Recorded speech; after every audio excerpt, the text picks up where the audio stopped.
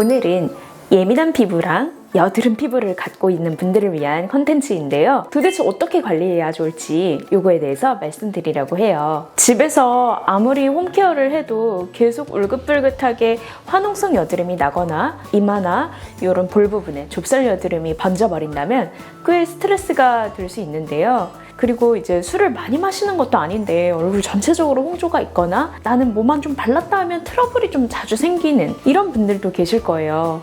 이런 분들의 경우에는 피부 장벽이 이미 무너져 있어서 이렇게 피부에 예민한 반응이 나오는 경우가 많습니다. 그래서 이럴 경우에는 피부 장벽을 다시 강화시켜줘야 하는데요.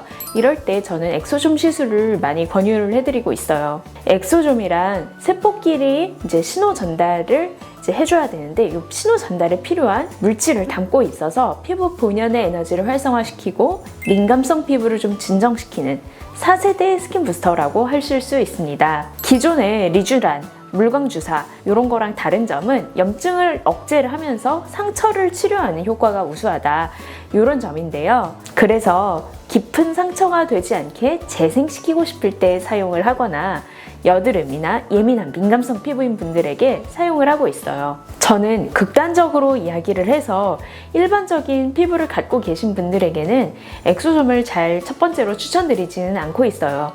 하지만 예민한 피부나 아토피성 피부, 여드름 피부 이런 경우에는 보통 2번이나 3번만 받아보시더라도 점차 피부가 진정되면서 개선되는 것을 느끼실 수 있어요. 보통은 2주나 3주 간격으로 3번에서 5번 정도 반복하게 되는데요. 국내 의료법상 시술 시 직접 주사는 불가능하기 때문에 저의 경우에는 MTS를 사용하여 시술을 하고 있어요. MTS가 무엇이냐면 정말 얇은 바늘이 있는 기계 같은 건데요. 이 얇은 바늘을 이용해서 피부에 수많은 구멍을 내버려요. 그래서 이쪽 구멍으로 그냥 엑소좀을 발라버리면 잘 흡수가 안 될 거 아니에요. 그래서 이 구멍으로 입자들을 흡수시키는 방법이에요. 그래서 이게 주사 시술에 비해서 잘 흡수가 안 되면 어떡하죠? 이런 걱정을 하시는 분들도 많으십니다. 저희 경우에는 MTS만 엑소좀 때 단독으로 하기보다는 추후 흡수율을 조금 더 높이기 위해서 저주파 초음파인 LDM을 같이 한다거나 아니면 이제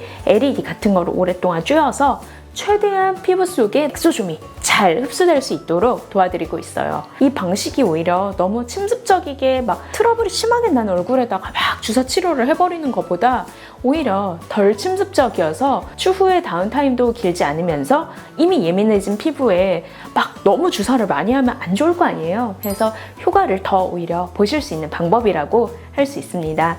오리지널 엑소좀 중에서 가장 유명한 것은 LG화학에서 만든 ASCE 플러스 엑소좀이 가장 유명해요. 아무래도 가장 먼저 나왔고 또 대기업에서 나오다 보니까 조금 더 믿고 받을 수 있다는 점이 강했습니다. 다만 미용 분야가 아주 빠른 기술 발전이 있는 분야인 만큼 ASCE 엑소좀 외에도 요새는 가성비적으로 조금 더 좋은 셀 엑소좀도 저는 추천을 드리고 있어요. 셀 엑소좀 블랙 라벨의 경우에는 신호 전달 물질 자체가 리포좀 형태로 되어 있어서 항산화 성분이라던가 글루코스, 글루타치온 등을 전달하기에 아주 유효 성분 전달력이 우수하고 기존 제품들에 비해서 삼투압을 훨씬 더 인체랑 잘 맞춰주었기 때문에 통증이 덜하다는 장점이 있어요. 그러면서도 ASCE에 비해서 조금 더 저렴하다는 가성비적인 측면도 무시 못하고요. 그래서 저는 ASCE를 오리지널 엑소좀 그리고 이제 블랙 라벨 엑소좀을 가성비 좋은 엑소좀이라고 부르고 있습니다. 이렇게 생각을 하셔도 굉장히 엑소좀에 대해서 좀 정리가 되실 거예요. 제가 두 제품 모두 다 자문의를 맡고 있어서 원재료 함량이라던가 안정성에 대해서는 기본적으로 꼼꼼하게 따져봤기 때문에 두 제품 모두 안심하고 맞아보셔도 괜찮을 것 같아요.